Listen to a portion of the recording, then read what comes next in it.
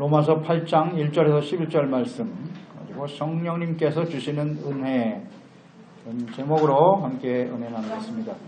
그리스도인들의 가장 큰 아픔과 탄식은 주님의 은혜로 또 믿음으로 의롭다함을 얻고 구원을 받아서 하나님의 뜻을 행하고 의롭고 진실되게 살아가야 함을 알고 또 죄를 미워하고 버려야 할 것도 알고 있지만 여전히 죄를 짓는 자신을 발견하는 일이 가장 큰 아픔이고 탄식이라 할 수 있겠습니다.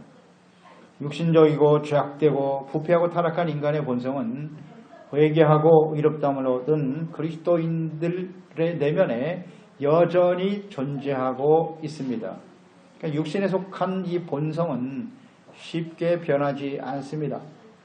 그러니까 바울과 같은 신실한 주님의 종도 자신 안에 선한 것이 거하지 않으며 도리어 악을 행하고 죄가 거하고 있음을 탄식하고 있습니다.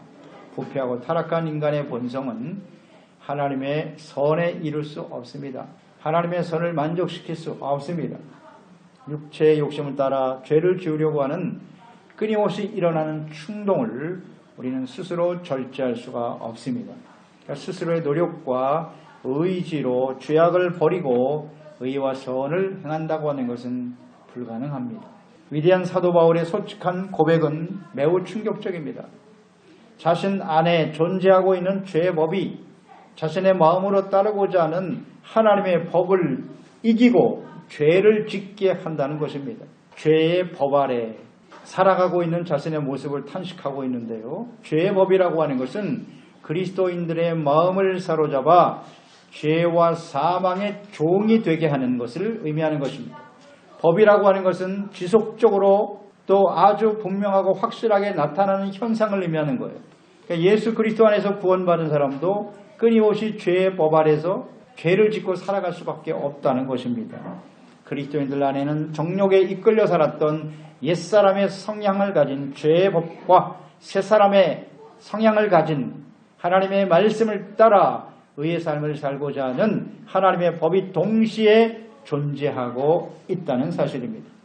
매일같이 기도하고 말씀 듣고 묵상하고 배우고 결심하지만 너무나 쉽게 허물어지는 자신의 연약한 모습을 볼 때 절망감과 좌절감에 탄식하게 되는 것입니다. 로마서 7장 24절에 오호라 나는 공고한 사람이로다 이 사망에서 누가 나를 건져내랴. 예수님을 그대로 본받고 오직 복음을 위해서 일평생 헌신한 사도 바울도 이런 탄식을 하고 있습니다. 이 바울의 탄식은 곧 모든 그리스도인들의 탄식인 것이죠. 그러면 우리는 어떻게 육신으로부터 일어나는 이 죄의 법을 따르며 사망에 처하게 되는 이 절망적인 상황에서 벗어날 수 있을까요? 본문 말씀은 분명한 해답을 제시해주고 있습니다. 로마서 8장은 로마서 중에서 가장 핵심적인 중요한 진리를 담고 있는 말씀입니다. 주님의 은혜와 믿음으로 의롭다함을 얻고 구원을 얻었지만 쉽게 죄악에 넘어지고 죄 가운데 살아가는 모습을 발견하며 탄식하는 그리스도인들에게 어떻게 죄와 사망의 법에서 벗어나 자유를 얻고 승리할 수 있는가 잘 말씀해주고 있습니다. 그것은 곧 오직 성령님께서 주시는 은혜를 통해서만 가능하다 이렇게 말씀하고 있습니다. 그러니까 성령께서 주시는 은혜 그 첫째는 성령께서는 그리스도 예수 안에서 참된 자유를 얻게 하십니다. 1절로 2절 말씀입니다. 그러므로 이제 그리스도 예수 안에 있는 자에게는 결코 정죄함이 없나니 이는 그리스도 예수 안에 있는 생명의 성령의 법이 죄와 사망의 법에서 너를 해방하였음이니라. 위대한 사도인 바울도 자신 안에 선을 행하려고 하는 마음은 있으나 죄의 법에 이끌려 죄를 질 수밖에 없는 것을 알고 탄식하게 되었습니다. 우리 그리스도인들도 육체의 정욕을 다스리지 못하고 너무나 쉽게 죄를 짓고 넘어지고 또 그로 인해서 사탄으로부터 끊임없이 정죄를 당하죠. 그것 때문에 괴로워하거나 아니면 스스로 합리화시키고 죄를 버리지 못하고 여전히 죄의 종노릇하며 살아가기도 합니다. 하지만 이 사망에서 자유함을 얻을 수 있는 길이 있습니다. 그리스도 예수 안에 있는 자들에게는 결코 정죄함이 없다라고 말씀하고 있습니다. 그리스도 안에 있는 사람들은 누구입니까? 과거 육체의 욕심을 따라 살았던 죄악된 삶을 철저히 회개하고 죄와 함께 죽고 그리스도와 함께 다시 의로 태어난 사람들, 말씀과 성령으로 거듭난 사람들입니다. 예수님을 구주로 영접하고 하나님의 자녀로 거듭나서 예수 그리스도와 하나 되어진 사람들, 그리스도 안에 있는 사람입니다. 그리스도 안에 있다는 의미는 예수 그리스도를 본받는 것입니다. 그분의 말씀을 또 그분의 뜻을 온전히 순종하면서 살아가는 사람들이에요. 십자가에서 자신을 내어주시기까지 우리를 사랑하신 같이 그 주님의 사랑을 본받아 하나님과 이웃을 사랑하는 사람들이죠. 자신의 모든 삶을 주께 맡기고 그분을 전적으로 믿고 의지하며 살아가는 사람들인 것입니다. 자, 어떻게 우리가 주님 안에 있는 줄을 알 수 있을까요? 우리가 주님 안에 있다는 증거는 무엇입니까? 요한일서 2장 5절로 6절에 말씀하십니다. 누구든지 그의 말씀을 지키는 자는 하나님의 사랑이 참으로 그 속에서 온전하게 되었나니 이로써 우리가 그의 안에 있는 줄을 아노라. 그의 안에 산다고 하는 자는 그가 행하시는 대로 자기도 행할지니라. 십자가에 나타난 하나님의 사랑을 알고 또 그 사랑이 동기가 되어 하나님의 사랑이 참으로 그 속에서 온전하게 되었다 그랬으니까요. 주님의 사랑을 깨닫고 그것이 동기가 되어 주님의 말씀을 기쁜 마음으로 믿음으로 순종하며 실천하는 사람들, 이들이 바로 그리스도 안에 있는 사람들이죠. 이렇게 그리스도 안에서 살아가는 성도들은 여전히 욕심과 교만을 통해서 나타나는 죄를 짓고 실족할 수도 있습니다만 그리스도 안에 살아가는 사람들은 결코 정죄를 당하지 않는다는 것입니다. 왜냐하면 하나님 앞에서 자신의 죄를 깨닫고 회개하고 용서받을 수 있기 때문입니다. 예수님 안에 있는 사람은 예수님과 아주 가까이 주님과 함께 동행하며 주님 앞에 살기 때문에 죄를 짓게 되면 바로 드러나요. 그래서 하나님 앞에 진실한 마음으로 회개할 수 있게 되는 것입니다. 그리스도 안에 있는 사람에게는 성령님께서 그 안에 내주하시고 인도하여 주신다는 거예요. 그래서 성령의 법이 죄와 사망의 법에서 자유를 얻게 하신다는 거죠. 그러니까 주님 안에 있는 사람들에게 그들이 여전히 불완전하여 죄를 지을 수밖에 없지만 성령님께서 임하셔서 죄를 깨닫게 하시고 때로는 책망해 주시고 바로잡아 주시고 회개하고 용서받을 수 있도록 하심으로써 죄와 사망에서 자유를 얻게 하신다는 겁니다. 예수님 안에 있는 사람들에게 성령이 임하신다. 요한일서 3장 24절에 보면 그의 계명을 지키는 자는 주 안에 거하고 주는 그의 안에 거하나니 우리에게 주신 성령으로 말미암아, 이게 원인이 되는 거예요. 성령으로 말미암아 우리가 그의 안에 거하시는 줄을 우리가 아느니라. 아멘. 성령이 우리 가운데 임하실 때 그리스도 안에서 우리가 주님과 연합되어 하나 되어짐을 알게 되고 깨닫게 되고 또 실천하게 된다는 거예요. 그리스도 안에 있는 자에게 성령님께서 임하셔서 참된 자유를 얻게 하신다는 거예요. 자유라고 하는 것은 죄를 짓고도 그냥 자기 마음대로 산다는 뜻이 아니에요. 죄를 깨닫고 버린다는 거예요. 그 버리고 회개하고 용서받기 때문에 얻는 자유와 해방이죠. 이것을 우리는 잘 이해해야 합니다. 두 번째, 성령님 주시는 은혜는 율법의 요구를 온전히 이루게 하신다는 겁니다. 3절로 4절 말씀 보세요. 율법이 육신으로 말미암아 연약하여 할 수 없는 그것을 하나님은 하시나니 곧 죄로 말미암아 자기 아들을 죄 있는 육신의 모양으로 보내어 육신의 죄를 정하사 육신을 따르지 않고 그 영을 따라 행하는 우리에게 율법의 요구가 이루어지게 하려 하심이니라. 율법을 온전히 지켜 하나님의 의에 이룰 수 있는 사람은 아무도 없습니다. 육신이 연약하기 때문이에요. 바울도 고백했듯이 그 마음으로는 하나님의 말씀을 따르고자 하는 열망이 있으나 육체에 자리 잡고 있는 이 죄의 법이 너무나 강력해서 쉽게 실족할 수밖에 없는 연약함을 가지고 있기 때문입니다. 하나님께서는 율법을 주심으로써 죄를 정하셨어요. 이게 죄다.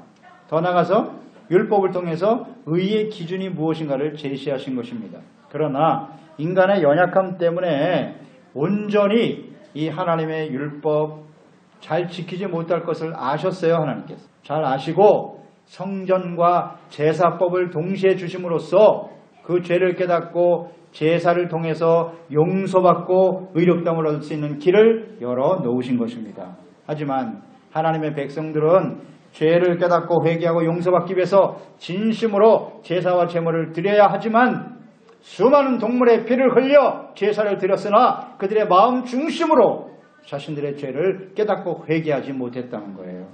돌이키지 않았습니다. 이사야서 1장 11절로 12절에 하나님께서는 그들의 백성을 향해서 이렇게 탄식하셨어요. 여호와께서 말씀하시되 너희 무수한 제물이 내게 무엇이 유익하뇨? 나는 순양의 번제와 살찐 짐승의 기름에 배불렀고 나는 수송아지나 어린 양이나 숫 염소의 피를 기뻐하지 아니하노라. 너희가 내 앞에 보이러 오니 이것을 누가 너희에게 요구하느냐? 내 마당만 밟을 뿐이니라. 15절로 16절에 너희가 손을 펼 때에 내가 내 눈을 너희에게서 가리고 너희가 많이 기도할지라도 내가 듣지 아니하리니 이는 너희의 손에 피가 가득합니다. 너희는 스스로 씻으며 스스로 깨끗하게 하여 내 목전에서 너희 약한 행실을 버리고 행악을 그쳐라. 행악을 그치지 않으면 하나님께서 드리는 그 제사와 예배를 받지 않으시겠다는 거예요. 받으실 수가 없어요. 그 기도를 들으실 수가 없다는 겁니다. 율법을 통해 죄를 깨닫고 진실한 마음으로 회개하고 돌이킬 수 있도록 하나님이 열어놓으셨지만 그들은 그저 형식적인 제사와 예배는 드렸으나 중심으로 돌이키지 않았다는 거죠. 그러니까 율법의 요구를 이루게 하려 하십니다. 그랬어요. 그러니까 인간의 의지와 노력으로는 이것이 불가능하기 때문에 하나님께서 그 아들 예수님을 직접 보내신 것이고 또 하나님의 성령을 보내주셔서 이 율법의 요구를 온전히 이루게 하셨다는 거죠. 자, 그렇다면 율법의 요구는 무엇입니까? 율법에 나타난 하나님의 뜻, 율법을 통해서 그 백성들을 향한 하나님의 요구는 무엇입니까? 간단하게 요약하면 사랑과 거룩이에요. 율법에 나타난 하나님의 뜻. 율법을 통해서 그 백성들을 향한 요구는 두 가지다. 사랑과 거룩. 마가복음 12장 30절로 31절에 보면 한 서기관이 율법사가 예수님께 나와서 그 계명의 핵심이 무엇인가에 대해서 묻죠. 그때 내 마음을 다하고 목숨을 다하고 뜻을 다하고 힘을 다하여 주 너의 하나님을 사랑하라 하신 것이고 둘째는 이것이니 내 이웃을 내 자신과 같이 사랑하라. 이것이라 이보다 더 큰 계명은 없다 라고 아주 분명히 정리하셨죠. 율법에 나타난 핵심은 하나님 사랑, 이웃 사랑. 사랑이다. 주님의 요구예요. 왜 하나님이 우리에게 율법을 주셨느뇨? 그 율법을 따라 지켜 순종함으로써 하나님을 사랑하고 이웃을 사랑하는 것을 실천하라. 그게 율법의 요구입니다. 그러나 이 사랑을 우리가 온전히 순종하지 못한다는 데 문제가 있습니다. 또 하나 거룩이죠. 율법의 요구는 거룩인데 출애굽기 19장 5절로 6절에 보면 세계가 다 내게 속하였다. 이 세계가 다 하나님의 것이랍니다. 너희가 내 말을 잘 듣고 너희는 하나님이 택한 이스라엘 백성들입니다. 너희가 내 말을 잘 듣고 내 언약을 율법이죠. 지키면 너희는 모든 민족 중에서 내 소유가 되겠고 너희가 내게 대하여 제사장 나라가 되어 거룩한 백성이 되리라. 너는 이 말을 이스라엘 자손에게 전할지니라. 하나님이 수많은 민족 중에 이스라엘을 선택하신 목적이 거룩함에 있다는 거예요. 구별된 하나님의 소유된 백성이 되는 것이에요. 제사장은 중보자입니다. 이스라엘을 통해서 이 땅의 모든 사람들이 하나님을 알고 죄를 용서받고 하나님과의 관계가 회복되고 하나님의 따순을 받는 하나님의 나라의 백성이 되기를 원하시는 거예요. 세계가 다 내게 속하였다 그랬어요. 그러기 위해서는 어떻게 해야 돼요? 주님의 말씀을 잘 듣고 그것을 그대로 지켜 순종하는 삶. 이것이 거룩이에요. 하나님의 말씀을 지켜 순종하는 삶은 곧 의의 삶이죠. 후스티시아. 의와 거룩한 삶을 살아가는 것이 그 하나님의 택한 이스라엘, 오늘날 예수 그리스도 안에서 죄사함받고 구원받은 하나님의 백성들을 향한 주님의 요구예요. 그런데 이스라엘 백성들은 어땠습니까?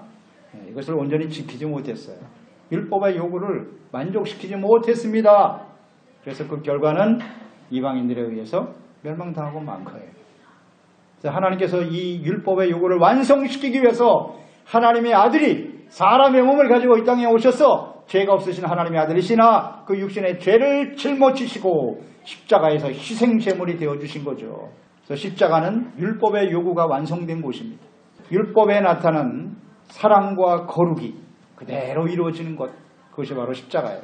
이 율법의 요구를 이루기 위해서 오신 분이 예수님이고, 그 예수께서 십자가에 이루신 그 율법의 요구를 온전히 모든 죄 백성들이, 그리스도인들이 실천해 갈 수 있도록 돕기 위해서 오신 분이 성령님이세요. 성령이 오셔서 그 영을 따라 행하는 우리에게, 주 안에 있는 자들에게 성령님께서 사랑을 부어주시죠. 사랑이 언제나 동기가 되는 거니까. 사랑과 거룩은, 이 사랑은 우리 스스로 만들어낼 수 있는 사랑이 아니란 말이에요. 아가페. 성령을 통해서 부어주시는 사랑으로 주님의 말씀을 지켜 행함으로써 거룩함의 열매가 나타나게 되는 거죠. 이게 바로 성령이 주시는 은혜입니다. 율법의 요구를 온전히 이루어야 합니다. 다시 한번 강조드립니다만, 율법의 요구는 구약에 있는 이스라엘 백성들에게만 요구하시는 게 아닙니다. 율법은 1.1획도 변하지 않아요. 떨어지지 않는다고 그랬습니다. 율법에 나타난 요구, 사랑과 거룩은 지금도 계속됩니다. 계속되는 거예요. 오늘날 그리스도인들에게도 요구하시는 겁니다. 오늘날 우리는 예수 믿고 구원받았으니까 사랑과 거룩, 우리와는 의미가 없다고요? 그렇지 않아요. 하나님이 우리를 사랑하신 것처럼 이 사랑으로 이웃을 사랑하는 이것이 곧 율법의 완성이라 그랬어요. 율법 전체 완성이라고. 그러나 이것은 우리 스스로 할 수 없다는 걸 우리는 알게 되죠. 그래서 성령님의 도우심이 절대적으로 필요한 것입니다. 성령이 오셔야 율법의 요구를 이루십니다. 아멘. 세 번째, 성령님께서는 하나님의 법에 순종하여 생명과 평안을 얻게 하신다는 거예요. 5절로 6절 보세요.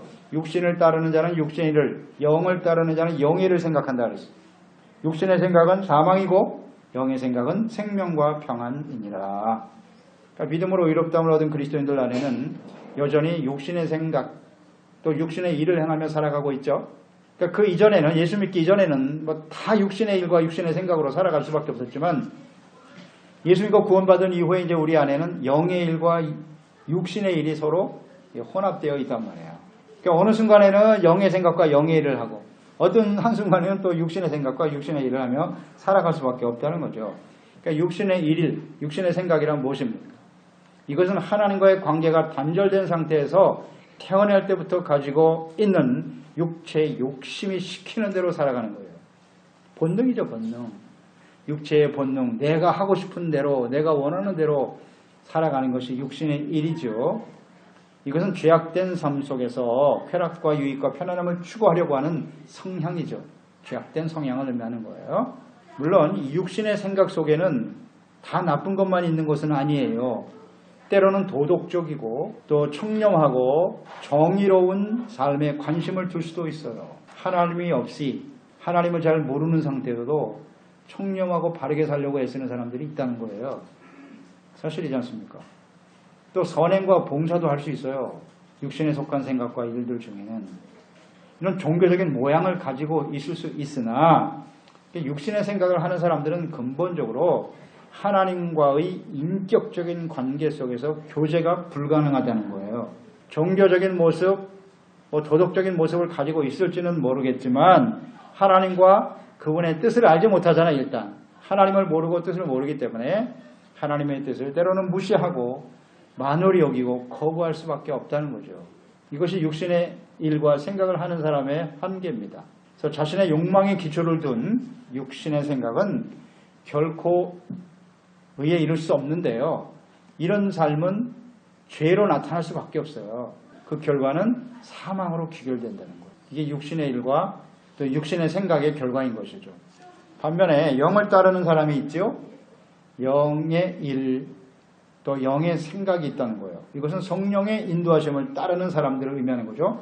말씀과 성령으로 거듭나서 영이신 하나님, 성령의 인도하심을 따라 영이신 하나님을 인식하게 되고 그분의 말씀을 듣고 깨달아서 하나님의 뜻대로 살고자 하는 간절한 열망을 가진 사람들, 거룩하신 하나님과 그리스도를 닮아가려고 하는 마음과 생각을 가진, 이것이 바로 영에 속한 생각이겠죠.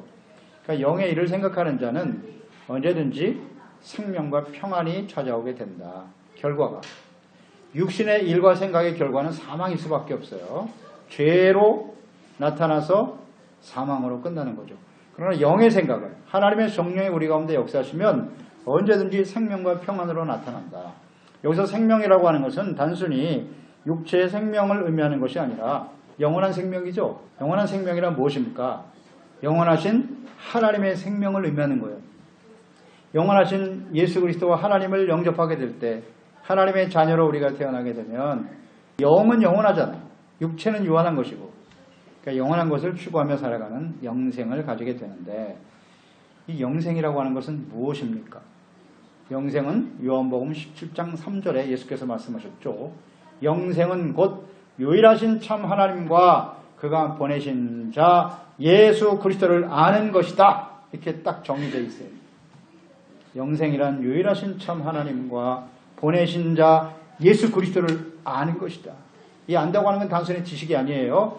그 하나님과 그리스도 안에서 끊임없는 교제를 통해서 그 하나님과 그리스도를 아는 거예요. 예수는 하나님의 아들이시고 그리스도이시다. 그분이 나의 죄를 위해서 십자가에 죽으셨고 그분은 지금도 살아계셔서 우리와 함께 계신다. 이걸 아는 사람이 영생이죠. 그러니까 영의 생각과 영의 일을 하는 사람들은 끊임없이 하나님과 그리스도를 알아가는, 그리스도와 하나님과의 끊임없는 교제를 소중하게 여기고 그것을 힘쓰며 살아가는 사람들이에요.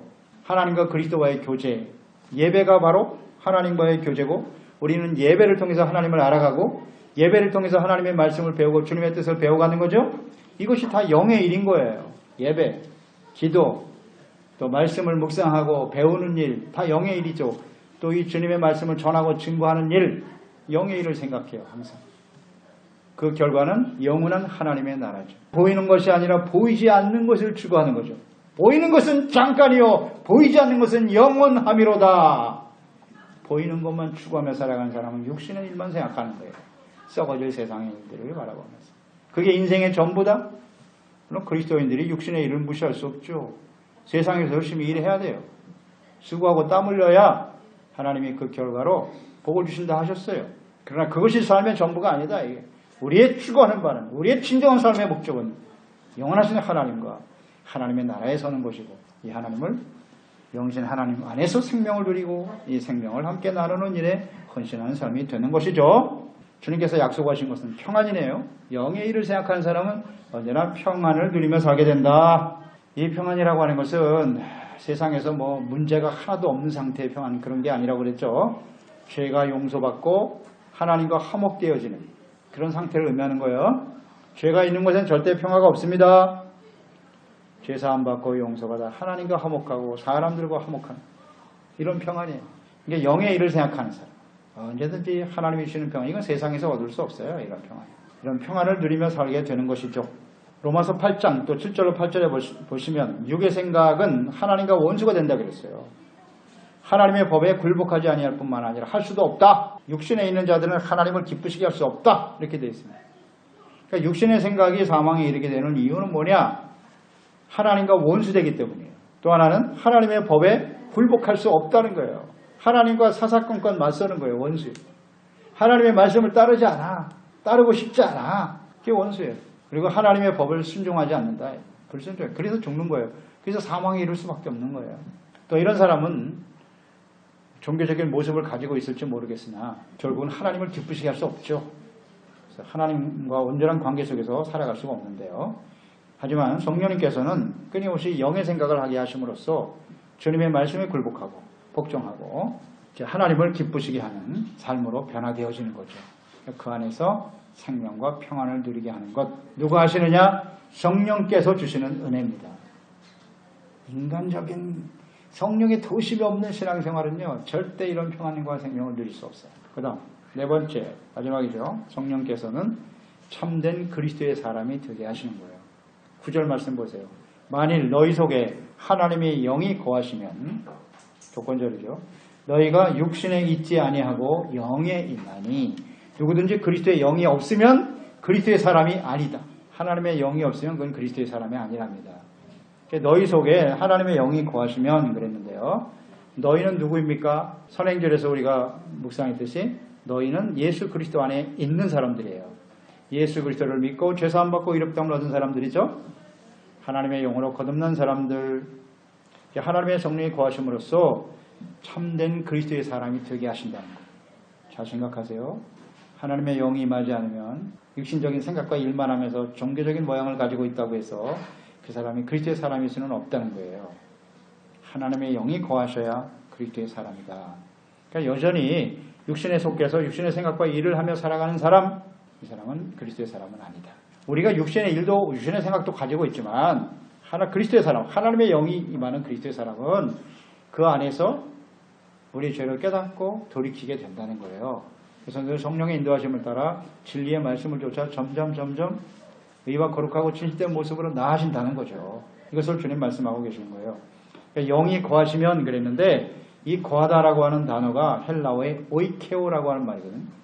그 뜻은 뭐냐면 사람이 머물러 사는 집을 의미하는 거예요. 사람들이 그 집 안에 산다는 뜻이라고요. 그러니까 성령님께서 믿는 사람들의 마음속에, 즉 예수 그리스도 안에서 살아가는 사람들의 마음속에 에스타, 거기 계시다는 거예요. 함께 계신다는 겁니다. 그래서 이 에스파뇰 성경에 보면 El Espíritu de Dios está en vosotros. 너희들 안에 에스타 하시는 거예요. 이게 실제라는 얘기잖아요. 실제 계신다. 그래서 성령이 그 안에 계심으로써 성령이 우리 가운데 죄가 무엇인지 깨닫게 해요. 하나님 말씀 들으면 또 그 말씀도 깨닫게 하세요.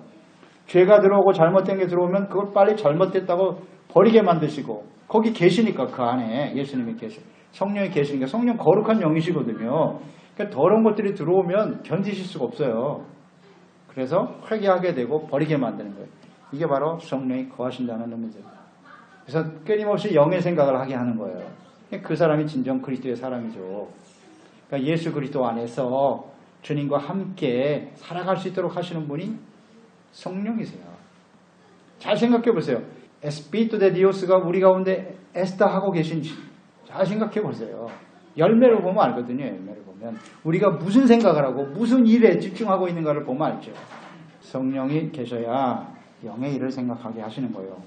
8장 10절로 11절에 보세요. 또 그리스도께서 너희 안에 계시다면 몸은 죄로 말미암아 죽은 것이지만 영은 의로 말미암아 살아있는 것이다.